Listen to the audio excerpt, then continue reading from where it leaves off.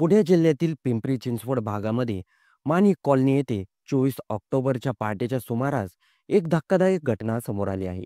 येथील रहिवासी असणारे नकुल भुयार यांच्या पत्नी चैताली भुयार हिने आपल्या पतीलाच संपवलं आहे. नकुल व चैताली हे विवाहित होते. 2018 मध्ये त्यांनी दोघांचाही प्रेमविवाह होता. दोघेही सामाजिक कामात सक्रिय होते. नकुल हे स्थानिक सामाजिक कार्यकर्ते होते.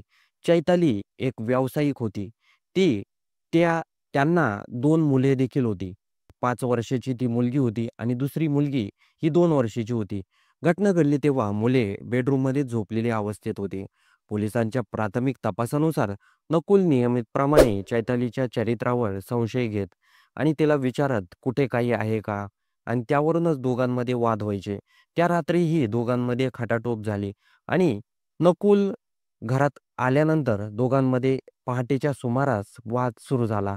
वाद एवढा वाढला की दोघांमध्ये जोरदार भांडणं झाले. दोघंही मोठ्या-मोठ्याने भांडू लागले.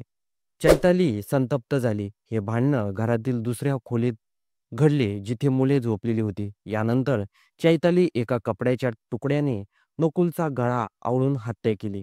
तो मृतदेह त्या खोलीत आढळला. घटना घडल्यानंतर चैतालीने स्वतः पोलिसांना फोन करून माहिती दिली. पोलिसांनी तत्परतेने घटनास्थळी धाव घेत तपास सुरू केला. चिंचवड पोलीस स्टेशन येथे चैतालीला ताब्यामध्ये घेण्यात आला आहे.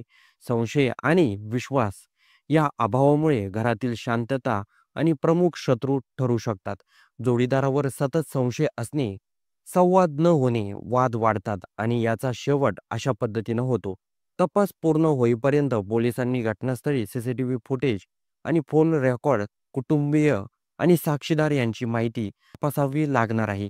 चैताली सततच्या मानसिक त्रासाला कंटाळली होती आणि 24 ऑक्टोबरला पहाटे या दोघांमध्ये भांडणं झाली. नकुल हा चैताली वर कायम संशय घ्यायचा.